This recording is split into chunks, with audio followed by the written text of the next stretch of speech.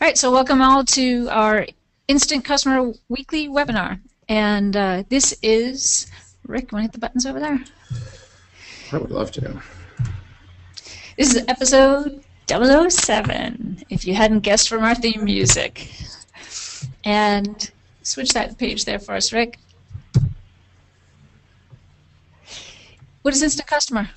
Well, I would have to say that Instant Customer is probably the fastest and easiest way to build a list, sell books, products, services, make money, build an intimate, authentic relationship with your prospects and customers, all on autopilot if you do what, Gene? If you use it correctly. Yes. Unfortunately, you have to use it correctly. If you are brand new, if you're just watching one of these webinars for the first time, if you've barely even heard of Instant Customer, but already you're so excited that you want to just run and go get it right now, you can go to instantcustomer.com/getsecret because this is a secret link. And specifically, Gene, who would you say Instant Customer is for? Let's take these in alternate. Go. Instant Customer is great for small business owners. It is also great for authors, experts, speakers, business consultants, and service professionals. Basically anybody with a business, for anybody who wants to help somebody with a business. Right, anybody that understands that traditional forms of marketing are very difficult to pull off without a huge budget anymore. Building a list, marketing directly to your own list, leaving no money on the table, that's what we're after here. What you're going to discover today, you're going to learn from the IC pros, Miss Jean Scally and myself. You're going to capture leads from other places. What we mean by that is sort of maybe non-traditional places, or we're going to try to give you guys ideas that maybe you haven't thought of. So obviously you need to think inside the box in order to take advantage of everything that's out there. But you also do want to think intelligently about thinking outside the box to grab stuff that other people are definitely leaving behind. We're going to take as many of your questions as we can today, and we'll have some special offers at the end of the webinar for you. Before we begin, just let you know this is being recorded.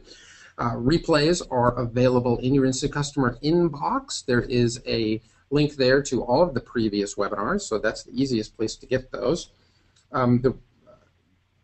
Please put your questions in the chat box. And Jean, if you could go over a little bit what makes a good question, how people should put them in, what to expect out of the Q&A part of this.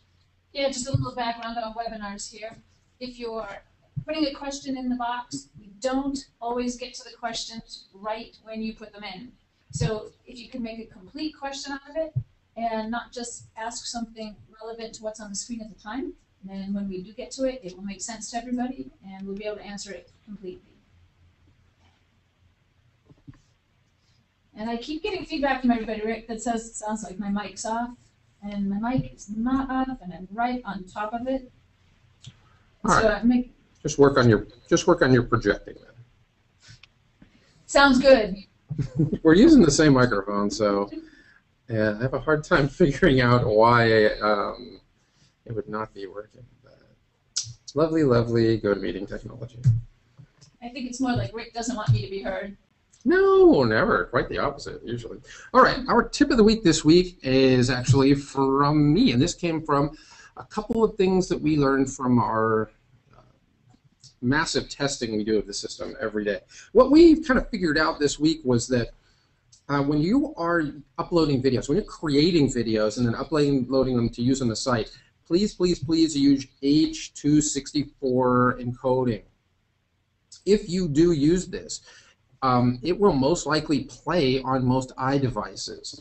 From our testing, any of the H.264 videos we've uploaded actually do play on iPads, on iPhones, things like that. So I think this is something you definitely want to take advantage of. Now, as soon as we move everything to HTML5, this shouldn't even be an issue. But for right now, definitely try to do this with all your videos. If you're not sure what H.264 encoding is, it is kind of definitely a technical thing here.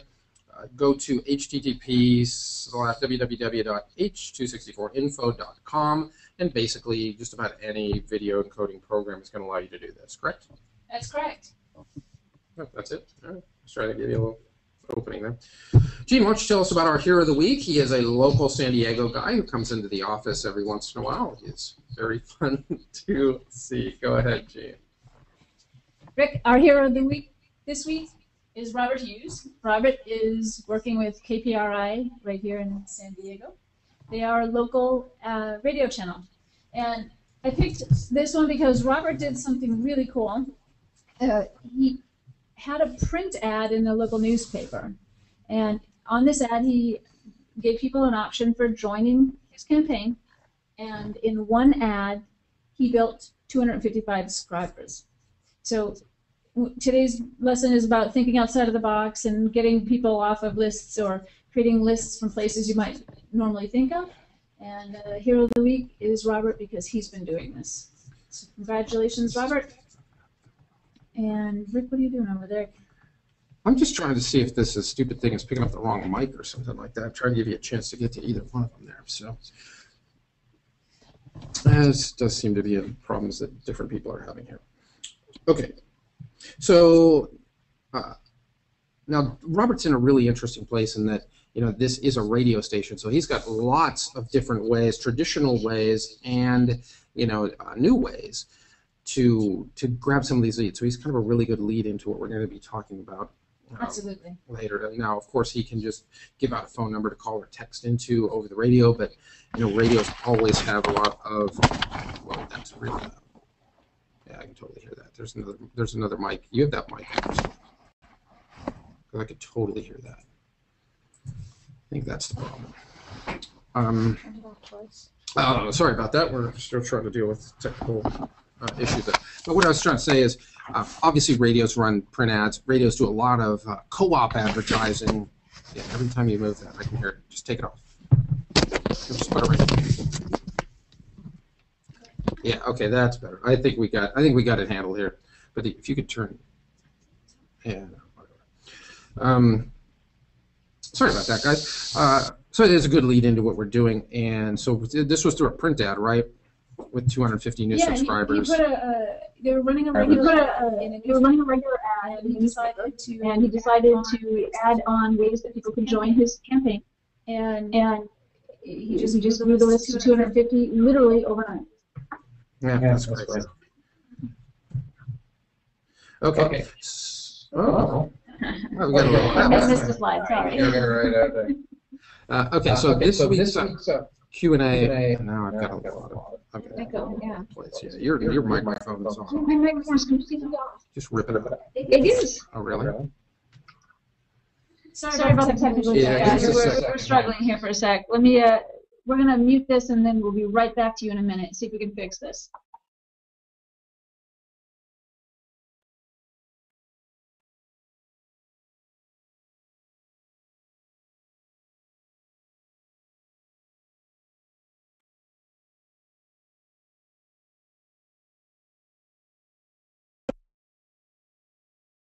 I know, it is too funny.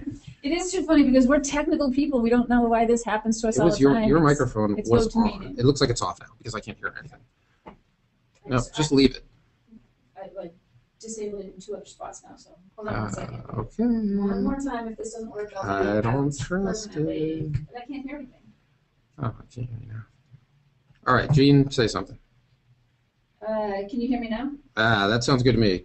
Christine, Lee, can you guys give me a thumbs up or thumbs down, or are we muted or something goofy stuff like that? Good enough, says Christine. Okay, we'll take that. All right, let's get back to business here. Okay.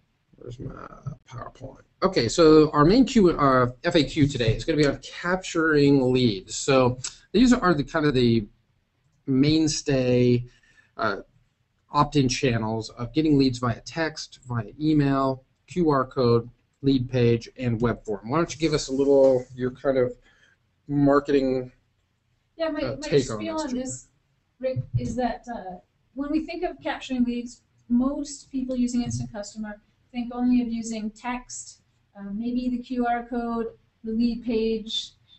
They don't think of all channels. And even if you're doing something that is traditionally going to be a text or a QR code, think about those other channels and how you can get them into the campaign or into the actions that are producing the results for the campaign. And just a live example, one of my customers doing a trade show had a big sign, and we put a way to text in and a QR code. But thinking outside of the box, we also gave them a way to call in, and we had a lead page that we were using on a computer right there in their booth. So we're giving multiple channels in, which was really critical to collecting as many people as they did. Right. Now this really goes to, as a follow-up to what we did last week, talking again about the trade shows, how you're going to go into a certain situation with certain kind of preconceptions about how it's going to go. It's not always going to go that way. So you obviously you want to focus on what your experience tells you is going to work, but you don't want to leave any of the other options off the table, because you never know. I mean, you went into that trade show last week, you thought it was going to go one way, you ended up with a ton of people calling in. If you wouldn't have had that greeting set up, or if you wouldn't have had, which is a fantastic benefit to our system, is that you got the same number to call or text. So you're covering a lot of different demographics there, and you want to have those available. But still, we're talking about one application there, the trade show. That was all based on having as many things you could do at that trade show. But what we're leading into now is, let's say you deal with a company that does mostly trade shows. Well, that's not the only thing they can do. Not at all. And that's why this subject even came up, because there are lots of places and lots of customers that I work with that forget or neglect places where they could really pick up an opportunity. No, I totally agree, and I think that what this really is talking about is you're getting paid not only just for bringing the system to somebody. You're getting paid for your creativity and your ability to bring that system to different spaces, to bring them leads from different sources, to broaden their reach, to reach as many people as they possibly can, and that is hugely valuable. I'm guessing that if you get your foot in the door one way, these are going to be ways where you can value add to your client, upgrade them to your service, and make more money, correct? Absolutely. And really, you hit the nail on the head when you said that you're trying to broaden their reach. Every single thing that you can see or touch or listen to or read or whatever it might be, every single one of those is an opportunity to reach somebody. It's an opportunity. Opportunity is the perfect word there. Really, that's the beauty of the system, is you've got so many different ways. Anywhere you can put a phone number, anywhere you can put a QR code, anything like that. Take advantage of it. Be creative. Take care of the box, but then think outside the box. Right. Thinking inside of the box for a minute. People typically think of places like events, trade shows, or community events, or something that they're sponsoring. Conferences, any meetings, whatever it might be, as a standard way to collect leads. Well, let me back that up. People should be thinking of events. And if I you're say not, should be. you better. I think most people do, but I worked with a company this weekend, and they were doing a community event. And then they weren't doing it as a way to capture leads. They were just doing it as a way to support Little League in the community. And I took that event and I said to them, you're going to have several thousand people there.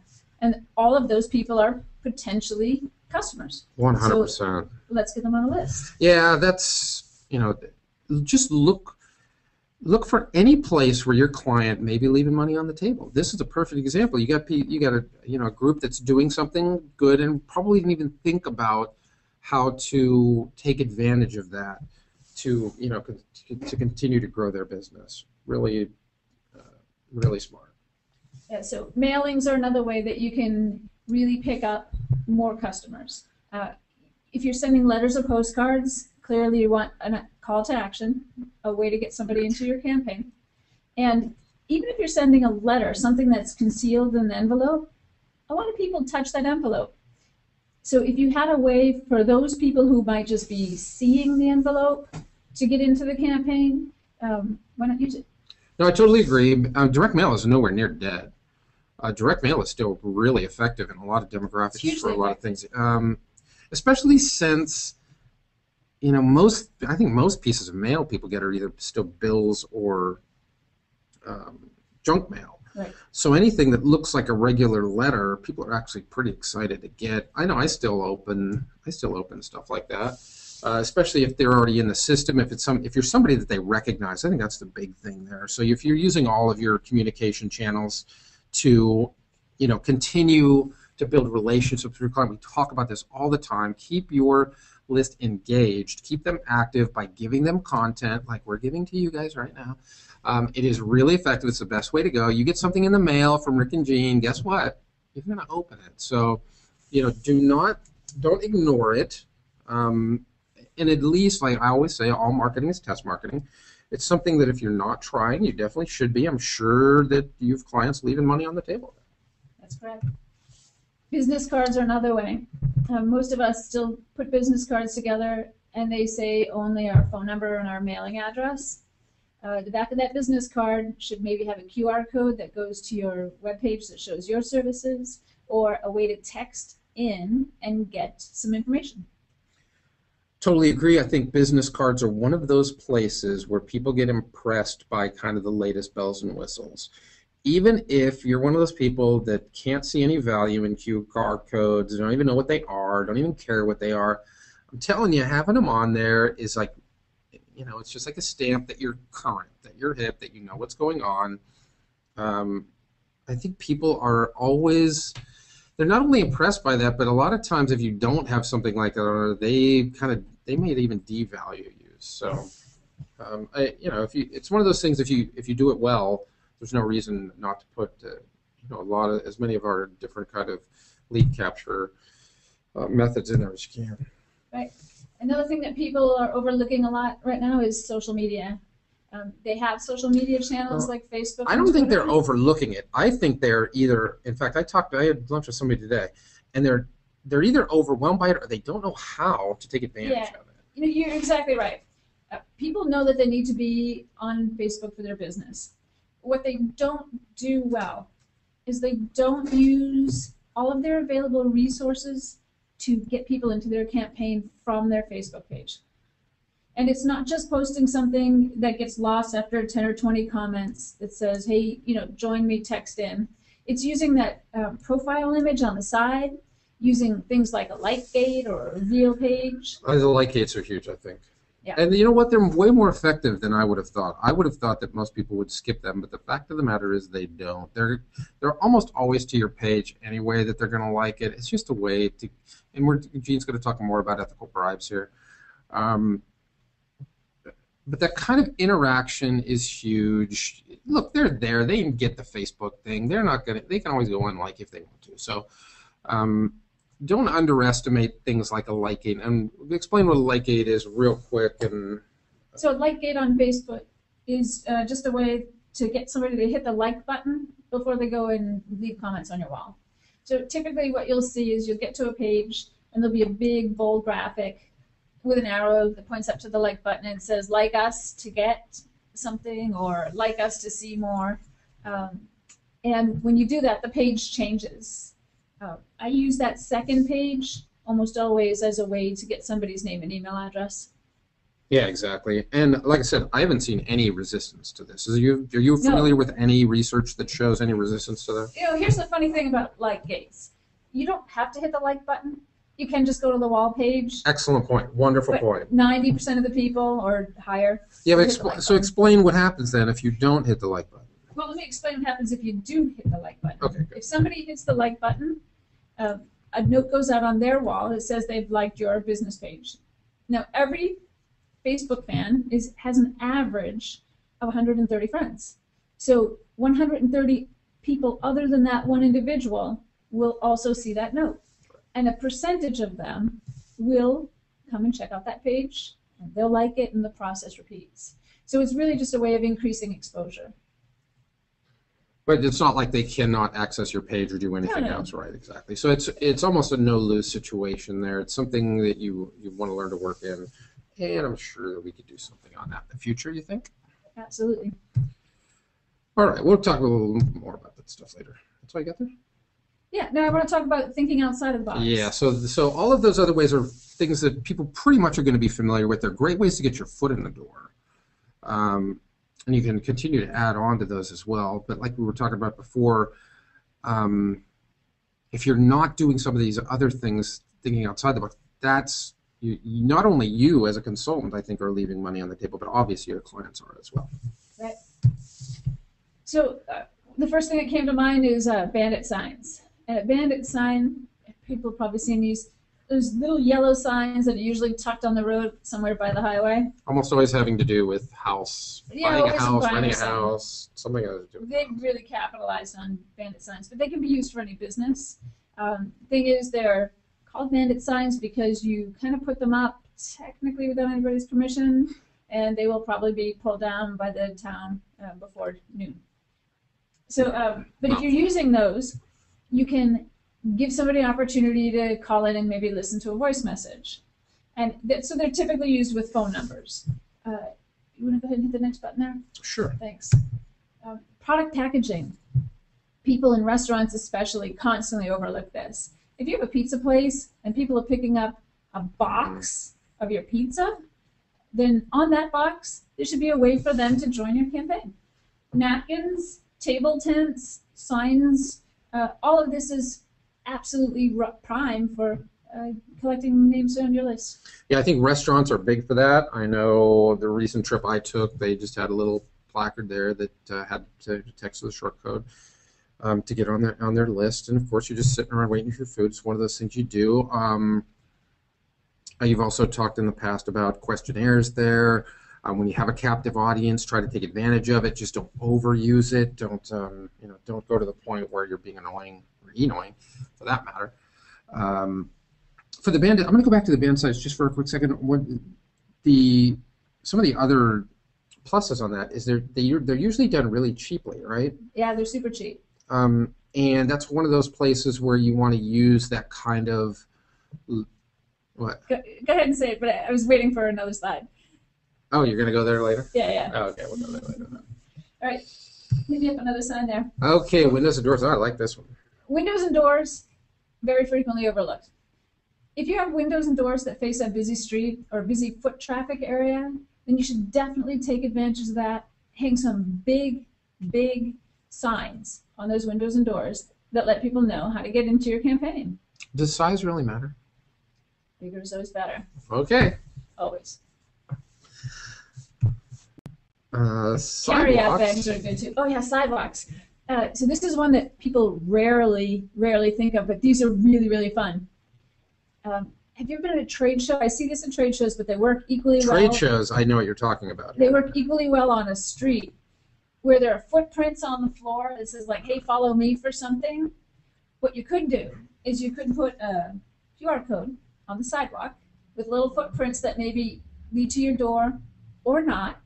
And when somebody sees that QR code, if there are instructions like scan me, now they're going to tune into something on your business, right? Which should be your VIP club or your campaign, somehow getting them in. But those little things, unexpected on the sidewalk, cause people to stop and then others to stop and ask what they're doing, and they just organically grow some interest. Yeah, Mike has been big on Orrin Claff's new book, Pitch Anything. And one of the main points in there that people respond to is intrigue. So something like that that kind of gets you on some sort of scavenger hunt, that hits you where it's unexpected, that makes you wonder what's going on there. You know me. I know you, yeah. Absolutely the way I capitalize on these things for my businesses, right? Think outside of the box and go for making these people curious. Make them want to know more. And then surprise them along the way, and you've got them. It's like candy to a baby. Yep, totally agree with that. And just to follow up on the Claff stuff, is the other ones are novelty, which a lot of the stuff we do is really novel. And again, the QR code is still pretty new, things like that. So capitalize. A lot of the other reading and research that's out there is totally usable. We give you so many tools. When you're reading books like that, figure out ways to use them, try them out, and then stick with what works. But that's a really interesting, great out of the box idea. And this is something that's catching everybody's eye right now. Chat lines are lighting up, and so let me just share a few other ideas that people have that they're sharing here on the chat. Fantastic. Somebody said, if your client is a gym, put signs on the mirrors. Absolutely. And I'll tell you what, if your client is a gym, put them in the locker room. For sure. Yeah, but if you think people aren't taking their phones around with them from station to station, you're crazy. Of course. No, they're not. But they are in the locker room. Oh, They're taking their phone around. I use my phone as the timer for half the time that I'm doing. In our gym, we have a rule: no phones. No phones on the floor. Even if that's what you're listening to. Too distracting. I don't like your gym. Yeah, my gym doesn't like you either. But everybody else has a phone at least in the locker room, and they've got a minute, and it's not, interrupting other people. So locker rooms. If you're going out of a store that has bags, print it on the bag. Yeah. Print it on the back of the receipt. Print it everywhere. Everywhere. There's another question here. Do people know how to use or scan QR codes? It's probably not huge right now, but it's definitely growing actively. So put it there and put a little note, like I always have it on mine, scan me, or scan me with this smartphone, and people will get that. Yeah, I think, again, QR codes are like texting. There's a certain demographic that's a little more advanced than others that are going to do it. It's a bell and whistle that is good to have around because it kind of shows you're on the cutting edge. It's one of those things that's just so easy to do in print. It's not hurting you anything by having it there, and it's only going to help you to get those ones that are more curious about it. So, the research we did the other day was that I think at least 95% of the apps will scan. We'll scan a QR, any kind of a barcode reader, or even a free app will scan them correctly. So any barcode will read it, and any smartphone can get a barcode reader for free. Yeah. And one other thing too, somebody was asking, how about Craigslist? Craigslist is an awesome place for ads. I think Craigslist is a great place for ads, and it's a great way to use a lot of our lead captures. The call or text, the QR code. You should just be able to put an image in most of those things along with. You totally can. Yeah. I have a client who's a real estate agent, and last year she sold 12 houses from her Craigslist postings. Yeah, and I think Craigslist is one of those perfect places to do kind of a Fireman Mike campaign, where if let's say you're selling a bicycle and you can build a list that, then you can then sell to somebody else who's selling similar items. I think that's a really interesting way to use Craigslist. Sure. There's lots of really awesome ways to use it. Yeah. I'm fully in favor of it. Fully in favor. Here's a great one for service professionals. Yeah, service professionals can do this easy. If you have any fleet trucks or vans or cars, 100%. Wrap those babies with a way to get into your campaign. Yep, they usually already have something like that. It's easy to add a magnetic sign, or if you're doing vehicle wraps, include a QR code and a way to text and a way to call in. Yep, that's another. I can't emphasize that the long code text and call to the same number is just so convenient. I just love that. So this is a perfect place for a call or text. Right. For 10% off carpet cleaning, for key locksmith. Locksmith would be perfect. Any business, plumbing. Any business. Yeah, I kind of like the stuff like the locksmith though, because if once they're in, because you never know when you're going to need a locksmith. So if you text in and join that, then you'll have that number at any time.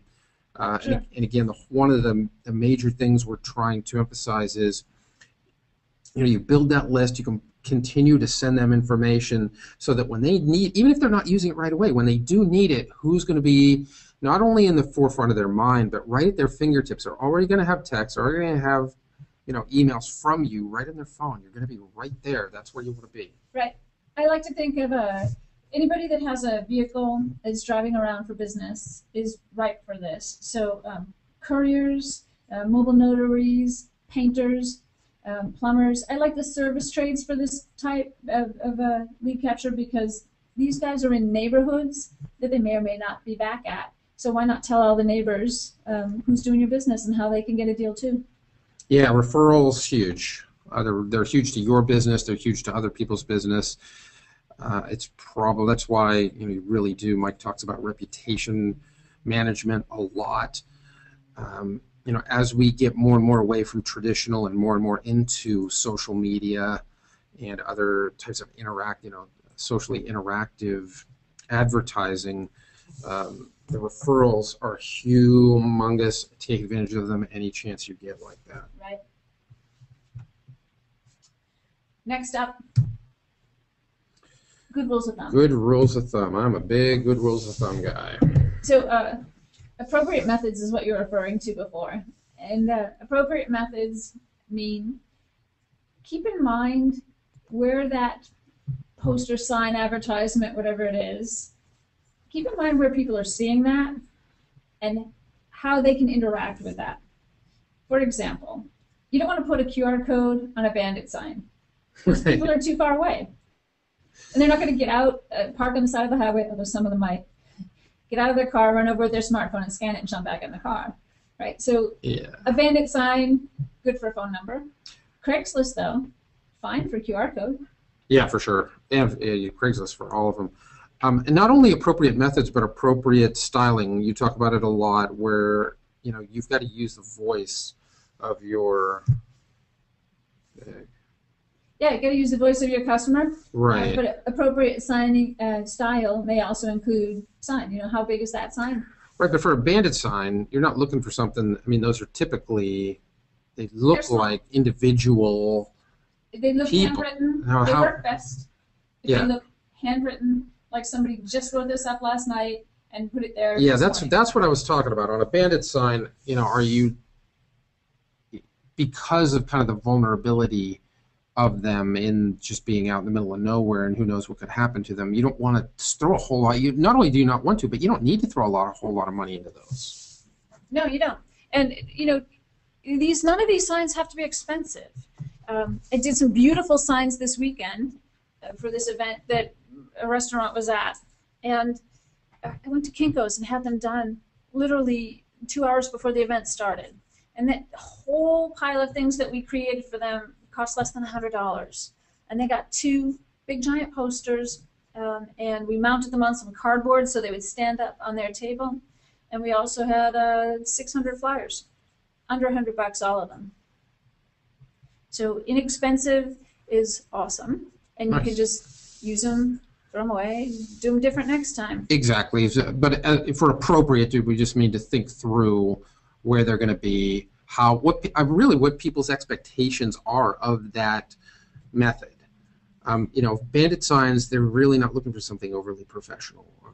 They're not meant to be. On other things, they definitely are. That's right. So, use appropriate methods to where you're going to put the sign and how you're expecting people to interact, and make that sign big. Bigger is better. Totally agree. Big, clear. Oh, I see what you're talking about. That's the way it goes. We'll go through it anyway. Clear. So this is going. We're going to tie all these actually into one thing, and that is what all of your methods have to have is a call to action. Right, and your call to action needs to be clear so that people understand what you're asking them to do, and it should be appropriate for the audience. Know who your audience is, know how they're going to interact. If there's a possibility that you don't know your audience, give them more than one method. And I would just give everybody more than one method always. Yeah, we talked about that with the trade shows as well. Focus, put most of your energy into what what your experience tells you is going to be the most important, but absolutely don't leave anything on the table. Have everything possible. But what I really want to emphasize as a call to action is that last part. So talk about that a little bit, Gene. That's really the most important part. Yeah. What's in it for them? I know you want to get these people on your list. You want to be able to sell to them. Well, it's not a one-way street here. So this is where I love to get into what I call an ethical bribe. Love it. I love bribes. If they're ethical, you don't have to feel guilty about them. What do you mean by ethical in this situation? It's kind of a contradiction in terms purposefully to get you guys thinking about what's going on in this process. Well, flip to the next slide and I'll show you. Okay.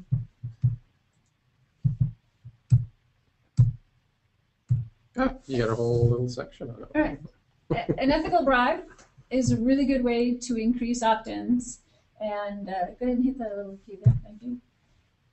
Service generating bribes, sell more services. Nice. This is my tongue twister of the week. I challenge you all to say it 5 times quickly. What I mean by this is, if you're giving people something of perceived value for free, it's an ethical bribe. You're saying, you can have this for free if you sign up on my list. And people bite on this thing all the time. So it's an awesome way to increase the number of people that are coming into your campaign. It doesn't have to be crazy expensive. It can be some free information. It could be something that people will buy more services from you in order to have. Or it can be one really awesome prize that everybody wants, but you're only giving it to one person. So that might be like a contest or something you do to trade. And there are big pluses and minuses in that as well. Yeah. Because there may be people, and there will be people in it just for the prize. There will be, and those people will typically fall off your list after you pick the winner. Right. Now you've talked a little bit about in the past about having the prize be coordinated with your business and services. Exactly. So that's what I mean by that's the difference between So go ahead and elaborate on that a little bit for me. A service generating bribe is something that will probably result in more services for your business. For example, let's say you're an esthetician. And an esthetician takes care of people's skins and frequently does things like eyebrow waxing and bikini waxing. If you were to give away something small, like eyebrow waxing, and people realized how awesome it was, they might be prone to an upsell for a facial or for a bikini wax or for something that would bring more money into your business. So what you're doing is you're giving them a little freebie that doesn't cost you very much to do, but it may result in more services. Now, this is really good too for a consultant, and people do this all the time. They give away a free 1-hour consultation. For example, if you're a tax attorney right now, maybe you give a free 1-hour consultation or a 20-minute consultation on somebody's previous tax issues and give them some advice on things that they can do for this year's taxes, and you probably end up with a customer who just wants you to handle it all. Totally agree. I mean, what you're talking about here is, giving people some sort of a test drive. Yeah. The whole point of the ethical bribe is to establish credibility, establish trust, establish rapport, to give in order to get, that kind of whole principle there. I think that is, in the end, more effective than giving out an iPad when you're I'm a big fan of making sure that your bribe is in line with your business. Right. And also, I mean, how often does this come up with you? Now, you are doing this for a client. How often do you have clients that would rather have a big list and then don't care how you get it versus clients that want a really effective list of really good prospects? I get both of these all the time, where I have people that are just, all they want is a big list and they don't care how crummy it is. You're kidding me, right? I'm not kidding you. I don't have a single customer who wants a big list of people who may not be their target. Really? Why would you waste your money on that as a business? Because I see it all the time where people just impress with the numbers. It's not the numbers, it's the quality. Quality over quantity every time. And if you can generate a big list of people who are interested in those services, that's the ideal. That's a sweet spot. Excellent. And that's what I aim for. Good, because I think long term you're so much better, and you're actually going to get more sales out of that. And Absolutely. I think you get into that whole thing where a big giant list that is inactive makes you waste resources. Obviously, what the biggest list you can. Yeah. The point of generating a list is not just to generate a list for the sake of it. Good. The point of generating a list is to get a list of people that know and like and want you or your business. And if you've got that and you nurture that list, you will, Mike says this all the time, double or triple sales. Yeah, for sure. Easily. And those kind of results are what lead to referrals.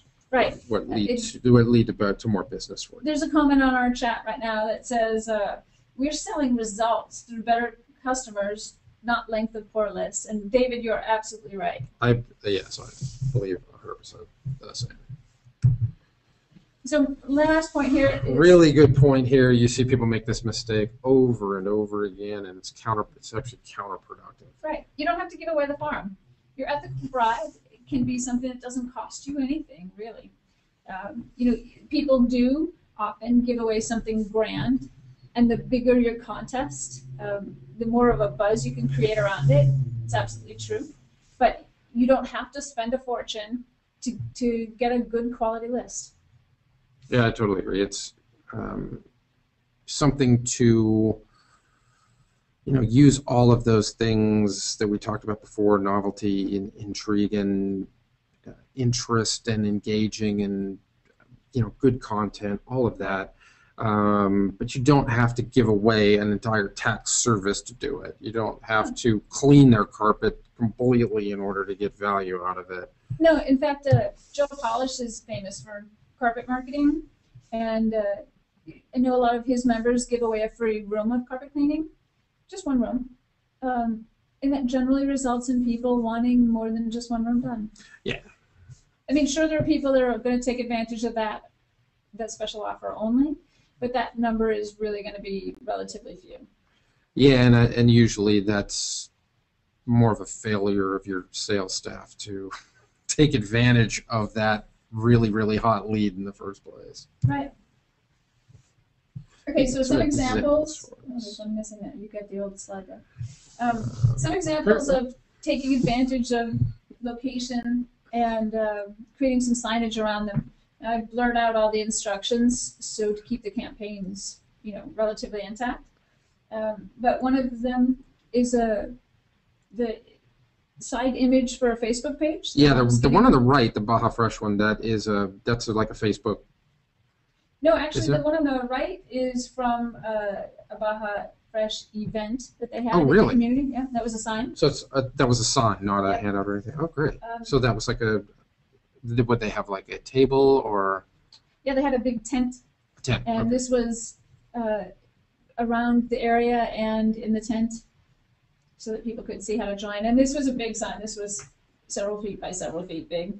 Excellent. So let's take a look here. Win free gear right off the top in green. There's what we were talking about before. What's in it for the subscriber? It was a Little League event. And so great. Win free gear was related to what was going on. So it's baseball gear. That's right. Fantastic. Again, simple instructions. 3 ways in. Join our fan club, and you could win a ball cap or a free party pack for 20. Bam, bam, bam. Who's not going to want, take a chance on this and also get coupons, ongoing coupons for Baja Fresh. You kind of have to be dumb not to just take advantage of that. Right, and the Premier Garage Condos was a side image, a profile image from their Facebook page, just letting people know how to get into their campaign and get some more information. So that's not even on their main wall or anything. You're saying that's just on the side? No, that was the profile page, profile image that shows up on the left side of the page. Wow, that's really interesting. So using, just using a picture. That's on every page then. That's right. Nice. And I like the way this is done. I mean, it's basically their logo and what they do, and then a couple of quick things for more info. And this isn't even, what's in it for the subscriber here. It's just more info. You've had actually a lot of success using something as simple as that, haven't you? That's correct. That's your grand opening for the restaurant. That's all it did. That's correct. And this also has a coming soon too. This is like your, home run area here. You got a coming. This is a pre-opening. We work with a lot of new business. Right. So it's a pre-opening, and it's just for more info. So I'm not surprised anymore at how effective these are. I was at first, but now I pretty much expect it. Well, they work, and I don't know if you can make me present it here for a second and see if I can show you the other image from there. I don't know if it's gonna work. We'll see. Yeah, we'll see. Can you change me, or do I have to change me? Change it. There you go. Okay, so this image over here, can you see? No, I still got no. All right. I get no. I get no screen sharing from you. It doesn't want to share me. Oh wait, maybe this. All right, never mind. We're gonna take it away. Yeah, we'll go with that. So I have another image that I was going to show you. That's a light gate. Capturing, right, a light gate. And to show you what it looks like when you capture a name and email from a Facebook page. Right. And you can't see it. Can you pull up the internet maybe? I can.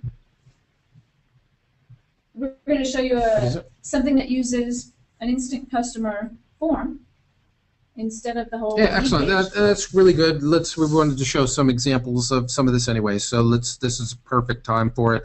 What is that, Facebook? Go to facebook.com/SouthOC Baja Fresh. And if you're watching this, please don't join the campaign. It will skew the results for the customer. All right, so this is great. This is real time. I'm coming in. I'm not logged in. I'm just coming to this page, completely. And you have to apologize for our network being a little slow here. So let's take a look. Explain to us a little bit what's going on here. So this is their default welcome page, which you have complete control on with Facebook, and this is a fan page, right? That's correct. This is what we call a light gate. If you scroll to the bottom a little bit, you can see the whole image.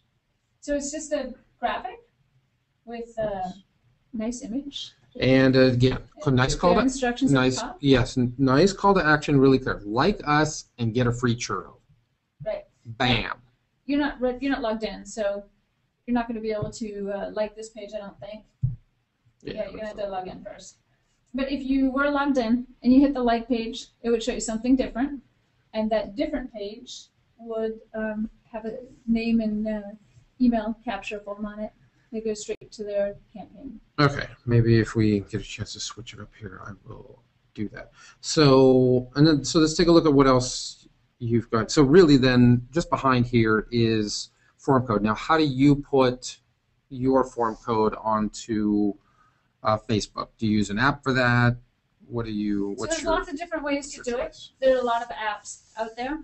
I actually build my own app, and that gives me white label control. So I'm not seeing somebody else's or some other business's name on the page. Okay, but there are plenty of other apps you can use. I just use one called Static HTML, Static HTML app. Now, of course, Main Street Marketing Machines 2.0 Fusion has the like generator, which does pretty much this exact same thing. It's one of our sister products that you could definitely use if you have Main Street Marketing Machines 2.0 Fusion. But really anything, there are plenty of apps. What you're looking for, though, is any app that you can drop HTML code into, correct? Either HTML or an image, and I use both.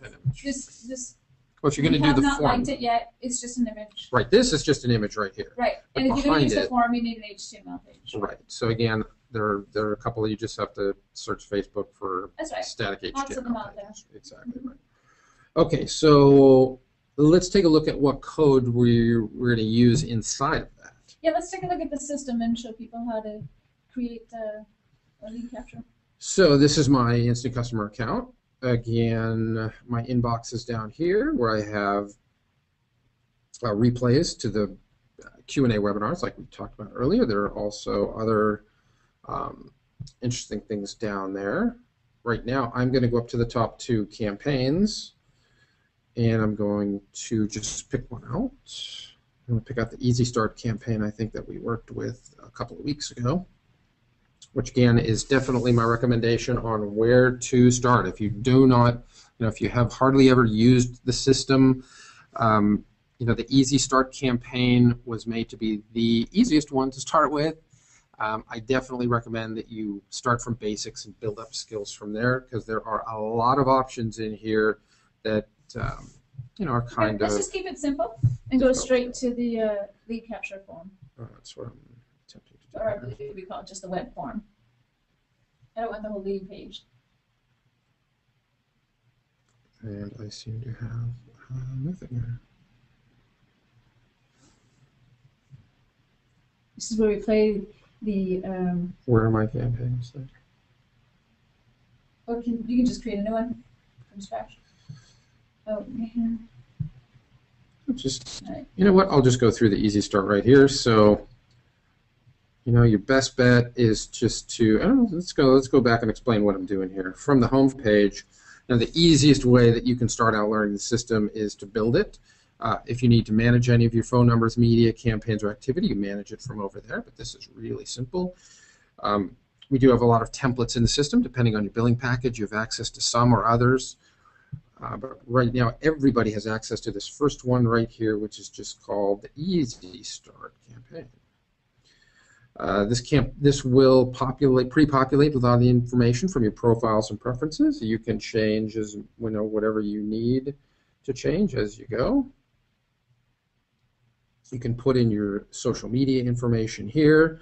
So I think my Facebook is just D there. And then there are all kind of places where you can use pre-populated social media information.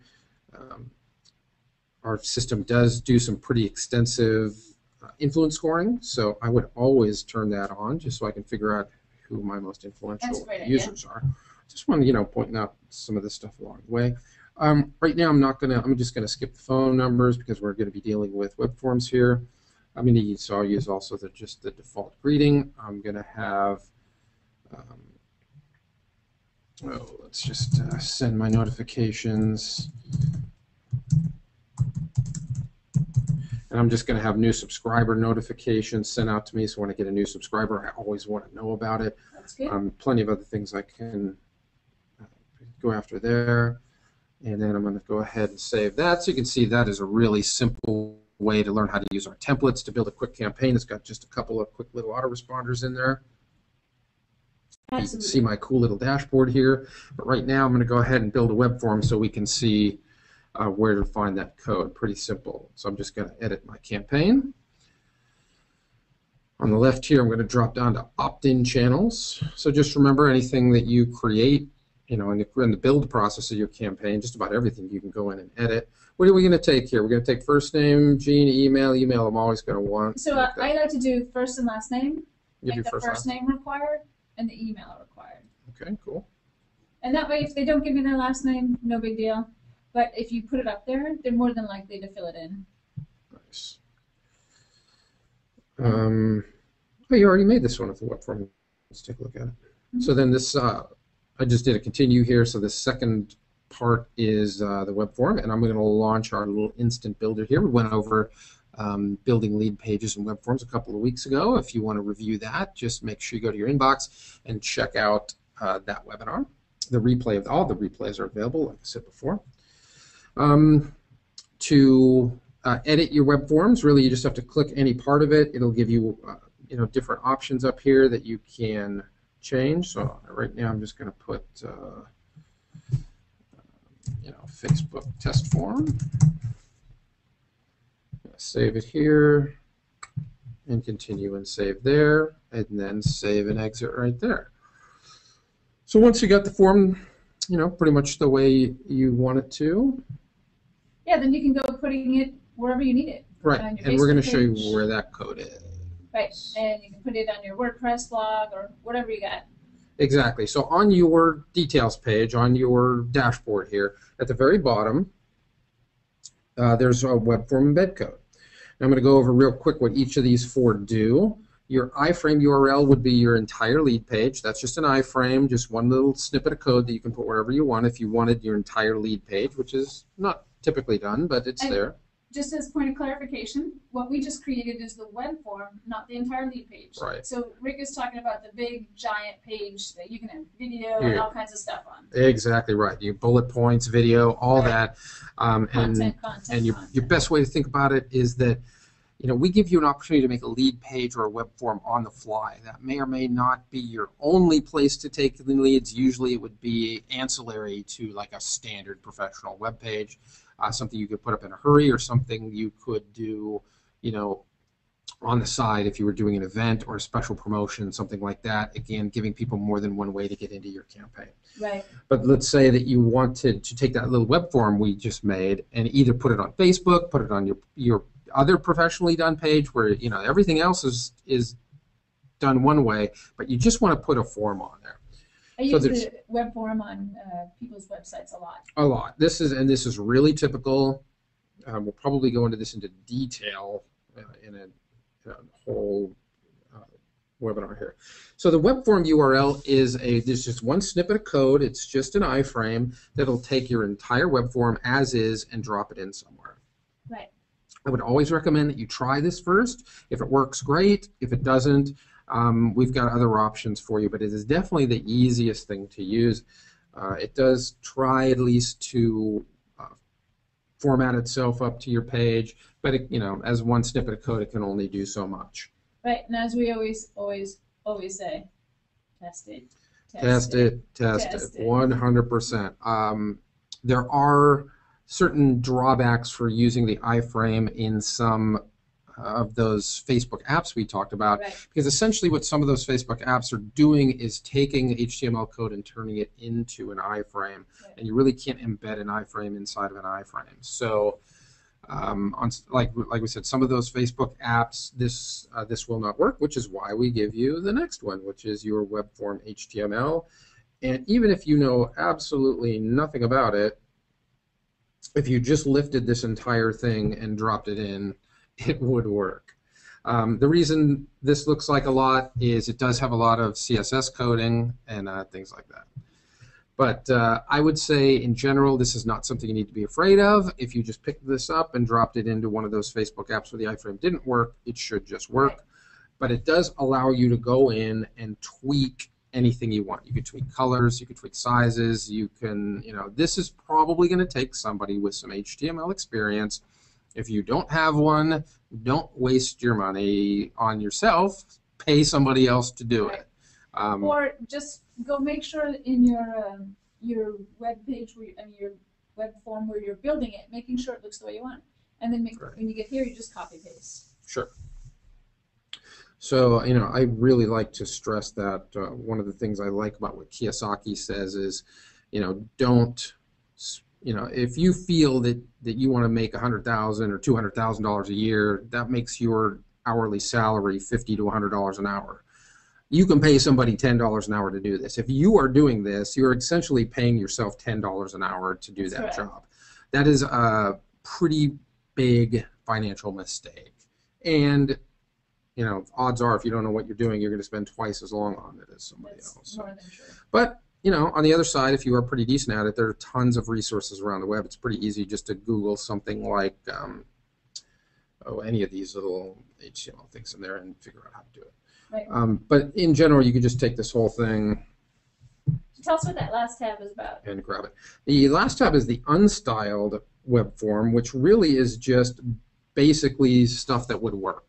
So it would just give you, a box that says first name. It would look like, Cthulhu, and it would just, this is something that you would take to a coder and build out. Mm-hmm. Instead of using what's made in the Instant Builder, this is, just a framework that you could use to style yourself or have your web designer hopefully style it up and make it look like however you want. So this is just the unstyled is just the very basics, just the framework.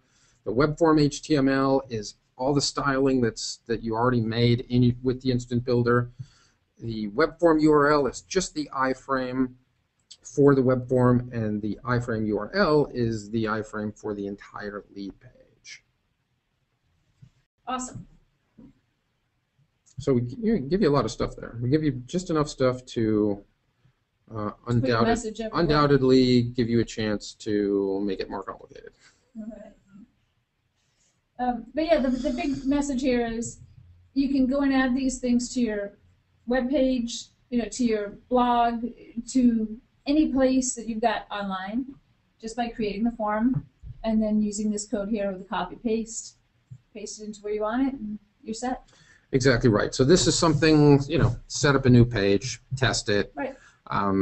You can get whatever Facebook fake page you want to test. So, absolutely do that. Get it the way you want it, and then take it live on your regular page or wherever else, whether it's, not Facebook, could really be anywhere.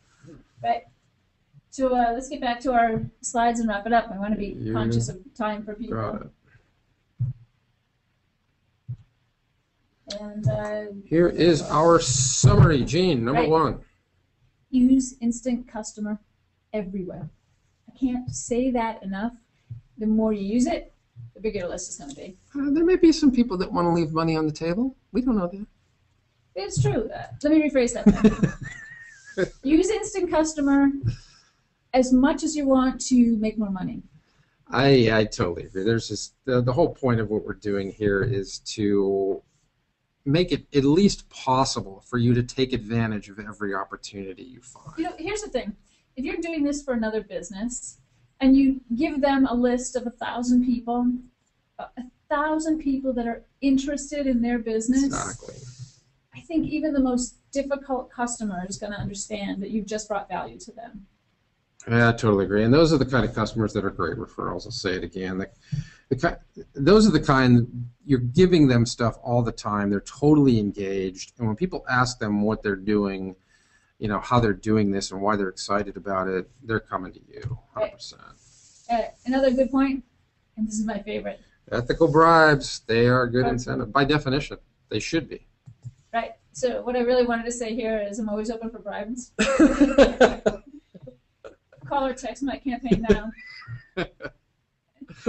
It's always good when you find somebody that's actually using what they're doing, what they're telling you to do as well. That's when you know it's correct.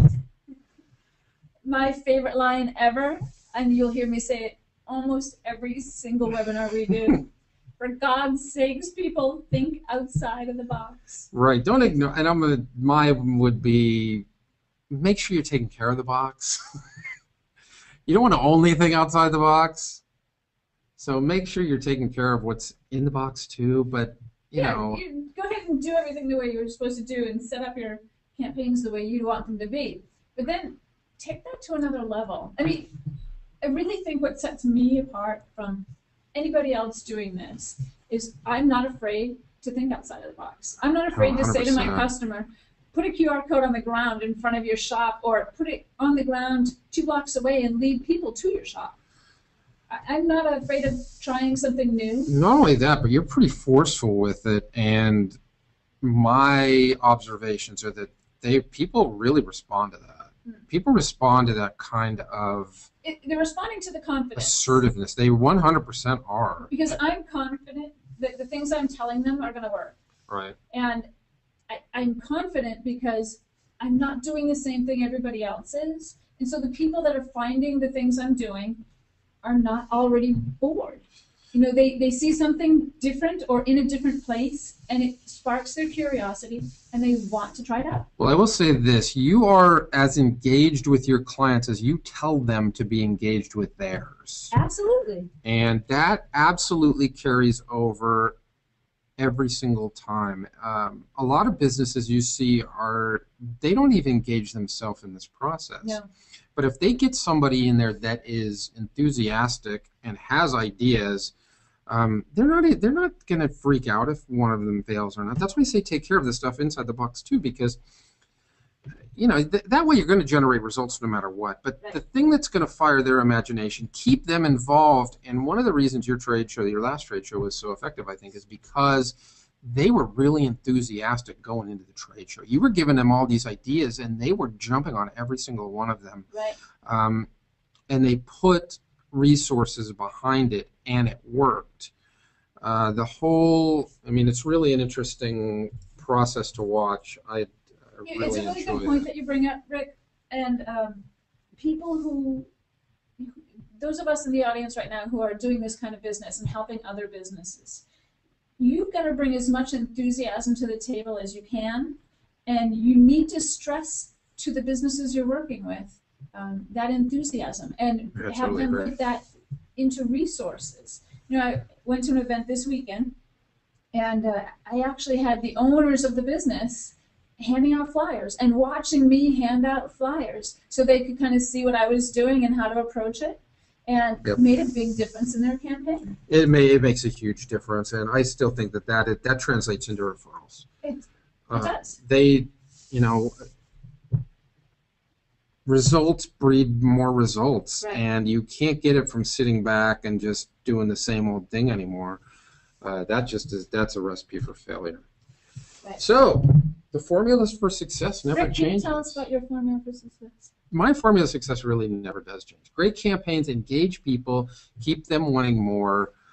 I'm a big believer in content. I'm a big believer in enthusiasm, and I'm a big believer I in don't all think that that ever changes. and getting the word out.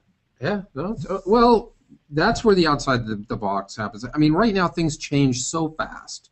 There's something new every day. Now, I mean, all of a sudden, out of nowhere, Pinterest is now knocking on everybody's door. That's right. I mean, you've got to do some research there. You've got to be open to that. You got to, if you're one of the first ones to figure out how to capitalize on that, it's great. It does take work. It does take, if this is going to be your job, you've got to find things that are interesting, and you've got to stay on top of it. And when you do that, when you can talk that kind of lingo off the cuff, I mean, like really what we're doing right now, it's really fun. It's more interesting, and your results are better. It's really fun. It's really fun. All right. I've got some special offers for people today. Yes. We've been talking about some of them. The first one I'm going to talk about is Cross-Channel Mojo. That is a comprehensive training and mentoring program that is based on real success, real campaigns from instant customer users, over the last year and a half now. We've been talking about trade shows. Fireman Mike, who's been around with Traffic Geyser for a long time, also has a trade show. We're going to try to get him on for an interview. He's got a trade show campaign from the actual campaign he used to have success in there. Gene has a module in Cross-Channel Mojo with the restaurant grand opener we talked about earlier. How to using very simple techniques to generate a list for a restaurant. These are real people giving you their real life experience. So if that's something you're interested in, and I think you'd be pretty crazy not to be, why don't you go over to crosschannelmojo.com/web. You can find out more and get involved there. If you are looking to bring more eyeballs to your page, the bottom one here, Traffic Geyser, is our sister company that does video marketing and blog marketing and really just about any way you can think of, social media as well, to get people to your page. Then you can use Instant Customer to capture those leads and communicate. So if you want to try out Traffic Geyser for free for 21 days, that's trafficgeyser.com/21days/web. And of course, the middle one there is Fusion, which is a fusion of Instant Customer and Traffic Geyser. It's also called Main Street Marketing Machines 2.0. So that is a integrated system of Traffic Geyser and Instant Customer together. So if you're interested in getting everything at once, be able to use it all together, that's www.mainstreetmarketingmachines.com/web. You can check that out. That was just recently reopened as a monthly service as well. Awesome. So next week, Gene. Next week, we hadn't figured out a topic, so what you see is this week. Oh, sorry. That doesn't exist. What do you want to do next week? Oh, wait, let's do this. Let's ask the audience, what do you guys want us to do next week? Everybody, if you're still on the line, chat in the chat box and tell us what you want to do next week. And we will call out a few right now, and we'll pick one and let you know. Otherwise, we'll find out. There's plenty of fun. Oh, nice. Good. Somebody wants to do some drinking games? Drinking games. We actually have this. Here's what we've got so far. Drinking games, pricing strategies. The capture pages we just went over, so definitely check your inbox for the replay of that. Right. Let's see what else we got. Case studies. More case studies? Awesome. Okay. Got a lot of case studies we could use. Yeah, I think people. Oktoberfest. Drink every time Gene says awesome. Awesome, I'm in. That is a pretty awesome game right there. We'll figure out. Analyzing the data. That's a good one. Email series ideas. That's a great idea. That is a great idea. I have some awesome content for that. Okay. So it's Oktoberfest. Everybody drink. So it's Oktoberfest email ideas. Is something like that? Yeah, something like that. Email sounds good. We're getting a lot of votes. All right. This is scripts and sales I think calls. we should be going. All right. We're going to do email series next week. Okay, I think that's a great idea because that lets us go over some more things that have to do with tags. some more things that have to do with engaging your list, maybe some advanced HTML in there if I'm really on it. So that's so fantastic. Here's that's another exactly request. Somebody wants to see a little bit more interaction with us completing the things in the systems that we need. I totally agree. I was trying to get that earlier, so, and that's you're exactly right. Since we're doing the email stuff, that'll be a show you perfect how to example. create those. Perfect example for us to dig into the guts of the system and do a bunch of stuff. And just in case you guys are playing the Oktoberfest game, I think that's an awesome idea, Rick. I think it's generally outstanding. All right. Thanks, everybody, for joining us. Thank you, everybody. We will see you for episode 8 next week, and you have a good week and build lots of leads. Yeah. Great. Build great big lists. Build big lists, and then come on the show so we can interview you. That's what I want to do more of anyway. All right. 2 weeks we'll do that. Okay. 2 weeks we'll have interviews. Okay. Bye-bye. Bye.